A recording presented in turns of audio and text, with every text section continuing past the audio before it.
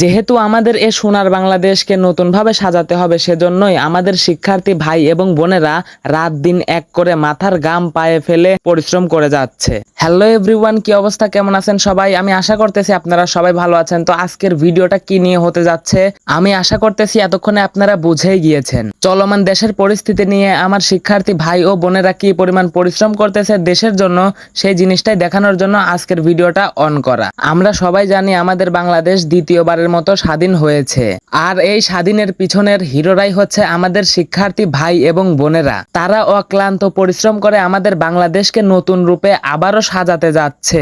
আমরা আমাদের ভাই এবং বোনদের এই জীবন ত্যাগ, এই এত পরিশ্রমের কথা কখনোই ভুলতে পারবো না। তাদের কাছে আমরা চিরঋণী হয়ে থাকব। যেহেতু আমাদের এই সোনার বাংলাদেশকে নতুনভাবে সাজাতে হবে, সেজন্যই আমাদের শিক্ষার্থী ভাই এবং বোনেরা রাত দিন এক করে মাথার ঘাম পায়ে ফেলে পরিশ্রম করে যাচ্ছে। কেউ পরিষ্কার পরিচ্ছন্নতার কাজে ব্যস্ত, আবার কেউ ট্রাফিক পুলিশের কাজেও নিয়োজিত, আবার কেউ পুরাতন চত্বরগুলোতে রং করে নতুন ভাবে সাজাতে ব্যস্ত। আবারও প্রমাণ হয়ে গেল বাংলার দামাল ছেলেরা হারতে শেখে নাই এবং তারা হারে না। আশা করি তারা ভবিষ্যতেও হারবে না। আসলে আমরা এই বাংলাদেশটাকেই চেয়েছিলাম। এই ফুটেজে আমরা দেখতে পারলাম আমাদের ছোট্ট একটা শিক্ষার্থী ভাই কিভাবে একটা আন্টিকে রাস্তা পার হতে সহযোগিতা করলো।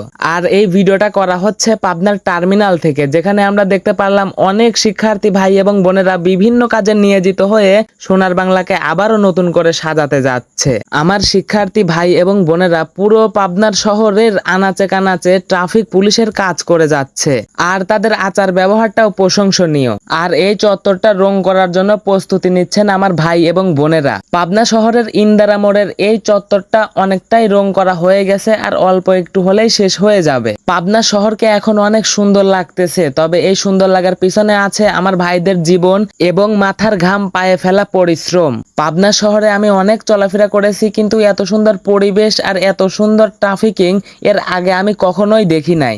আমি মহান আল্লাহ তাআলার কাছে দোয়া করি আন্দোলনের শহীদ সকল ভাই এবং বোনদেরকে মহান আল্লাহ তাআলা জান্নাতুল ফিরদাউস নসিব করুক। আর যে সকল ভাইয়েরা আহত হয়ে হাসপাতালে আছেন, মহান আল্লাহ তাআলা তাদেরকে তাড়াতাড়ি সুস্থতা দান করুক। আমরা এখন চলে আসলাম পাবনা শহীদ চত্বরে, এবং এখানে দেখলাম আমার অনেক ভাই এবং বোনেরা বিভিন্ন কাজে নিয়োজিত রয়েছে। সবার জন্যই মন থেকে দোয়া এবং ভালোবাসা।